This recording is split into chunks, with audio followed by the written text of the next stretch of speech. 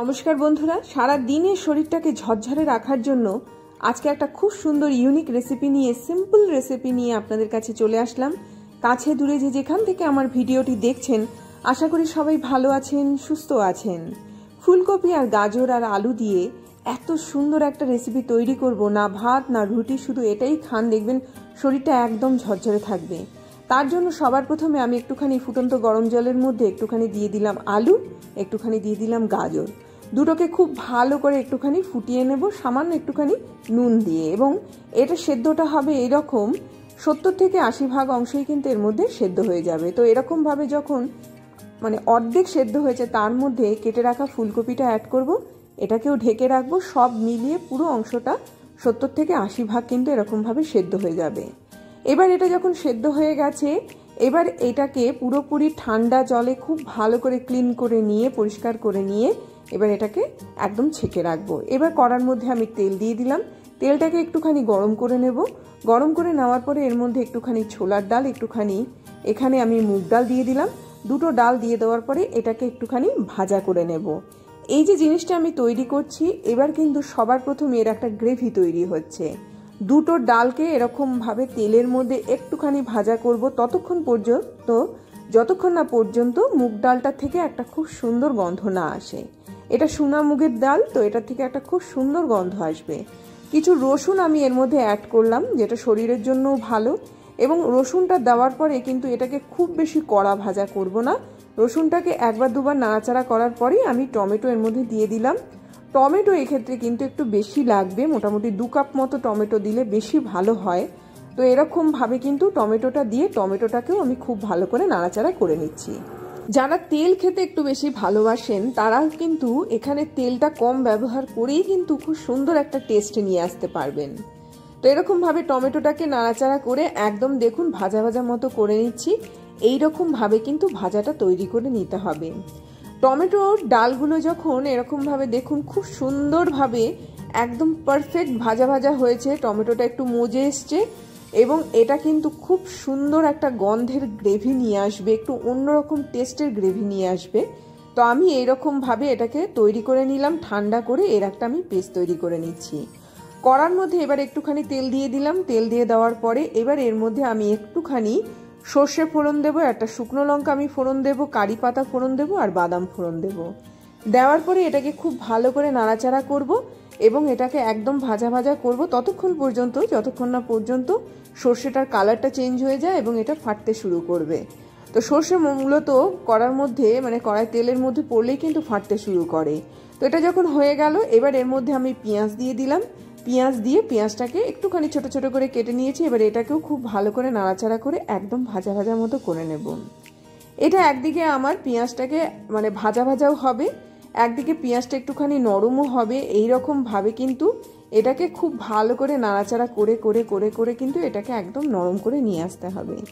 একটা অন্যরকম টেস্টের খাবার আপনারা পাবেন, একটা অন্যরকম স্বাদের খাবার পাবেন। লুচি, রুটি, পরোটা, শুধু শুধু যেভাবেই খান না কেন, খুব সুন্দর এর টেস্টটা হয় আর খুব সুন্দর এর একটা গন্ধ হয়। তো এরকমভাবে যখন এটা ভাজা হয়ে গেল, যে পেস্টটা আমি তৈরি করে রেখে দিয়েছিলাম, সেই পেস্টটা আমি এর মধ্যে দিয়ে দিলাম। কি সুন্দর একটা কালার এসছে। তো এরকমভাবেই কিন্তু রঙটা আসবে। এইবার এটাকে খুব ভালো করে কষাতে হবে। কষাতে গেলে আপনারা তেল ব্যবহার করতে পারেন, জল ব্যবহার করতে পারেন। যেহেতু আমি একটুখানি কম তেলে রান্না করি, সেই জন্য আমি জল দিয়ে দিয়েই কিন্তু এগুলোকে কষাই। মূলত এটা শুধু খাওয়া যায় এবং লুচির, রুটি, পরোটা দিয়ে খাওয়া যায়। যেহেতু অনেকে পরোটা বা লুচি খেতে বেশি ভালোবাসে, তারা কিন্তু সঙ্গে এই তরকারিটা খুব সুন্দর করতে পারেন। আর যারা শুধু শুধু খেতে চান, তারা একটু কম তেল মশলা দিয়েও কিন্তু এই যে রেসিপিটা তৈরি করছি, এটা ইজি খেতে পারেন, রাতে ডিনারে খেতে পারেন, স্যুপ হিসাবে খেতে পারেন। খুব ভালো লাগে এর টেস্টটা, খুব ভালো লাগে এর গন্ধটা। খুব ভালো করে এটাকে দেখুন একটুখানি করে করে জল দিয়ে দিয়ে এটাকে নাড়লাম। একদম যখন আমার গ্রেভিটা রেডি হয়ে গেছে, এবার এর মধ্যে সেদ্ধ করা সবজিগুলো দিয়ে দিলাম।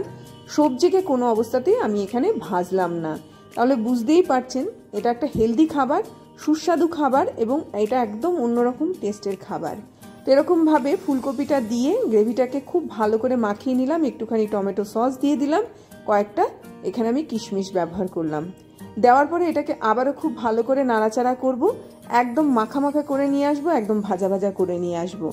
এরই মাঝখানে বলে রাখি, যদি আমার চ্যানেলটিকে আপনাদের ভালো লেগে থাকে অবশ্যই চ্যানেলটিকে সাবস্ক্রাইব করবেন, আর এই ভিডিওগুলো যদি ভালো লেগে থাকে অবশ্যই লাইক করুন, শেয়ার করুন, নোটিফিকেশান পাওয়ার জন্য বেল আইকনকে প্রেস করুন। আমি এখানে একটুখানি পরিমাণ মতো নুন দিয়ে দিলাম, একটুখানি তেঁতুল দিয়ে দিলাম। এই সময় বিশেষ করে সিজন চেঞ্জে আপনারা অবশ্যই তেঁতুলটাকে ব্যবহার করবেন।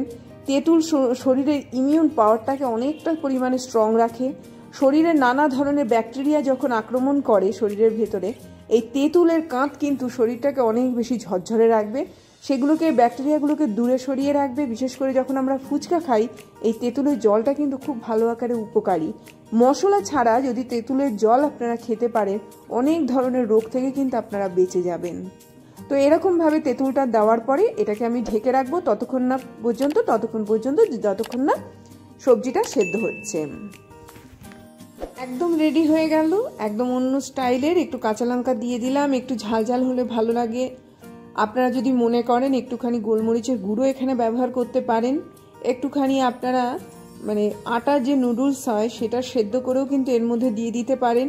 রাতের ডিনারে তো অসম্ভব আকারে টেস্টি একটা গরম গরম খাবার, শরীরটাকে ঝরঝরে রাখবে, শরীরটাকে একদম হেলদি রাখবে, পেটের খিদেকে মিটিয়ে দেবে। যাদের প্রচুর খিদে পায়, যারা ভাত রুটি খেতে ভয় পান, তারা এটা খেতে পারেন। অসাধারণ টেস্ট। যারা লুচি খান, লুচির পাশে এই ধরনের তরকারি নিয়ে খেতে পারেন। যেভাবেই খান না কেন অবশ্যই বাড়িতে একবার হলেও ট্রাই করবেন এবং কেমন হয়েছে অবশ্যই আমাকে জানাবেন। বারে বারে আমি একটুখানি ঢেকে রাখছি, আর বারে বারে এটাকে একটুখানি কয়েকটা সবজিকে আমি এরকমভাবে পেস্ট করে দিচ্ছি। তাতে করে কি হবে, ঝোলটা ঘন হবে, তার সাথে সাথে একদম অন্য টেস্টের একটা রান্না, খুব সুন্দর এর একটা গন্ধ বেরিয়েছে। এইভাবেই তৈরি করবেন, এইভাবেই পরিবেশন করবেন। যদি ঝোল বেশি রাখতে চান সেক্ষেত্রে ঝোল বেশি রাখতে পারেন। যারা একটুখানি ঝোল কম খেতে ভালোবাসেন তারা এইভাবে তৈরি করতে পারেন। এবারে যাই রান্না করুন না কেন এই ধরনের রেসিপি অবশ্যই বাড়িতে তৈরি করবেন। অবশ্যই ছোট থেকে বড় সবাই খেতে পারবেন এমন একটা রেসিপি। শরীরের জন্য তো খুবই হেলদি।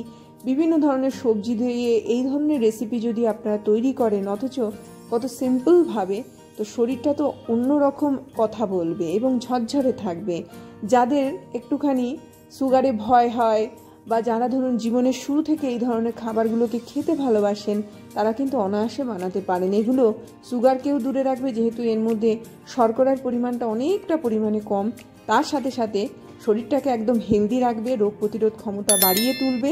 দেখুন কত সুন্দর হয়েছে দেখতে, ততটাই সুন্দর হয়েছে খেতে। অবশ্যই বাড়িতে তৈরি করুন এই ধরনের রেসিপি, অবশ্যই বাড়িতে খান, তাহলে পরে কিন্তু রোগটা অনেকটা দূরে থাকবে। এই বলে বিদায় নিচ্ছি, আবার আসবো একটা খুব সুন্দর ভিডিও নিয়ে। ততক্ষণ সবাই ভালো থাকবেন, সুস্থ থাকবেন, দেখতে থাকবেন বৃষ্টি রান্নাঘরে। অবশ্যই চ্যানেলটির পাশে থাকুন, অবশ্যই চ্যানেলটিকে সাবস্ক্রাইব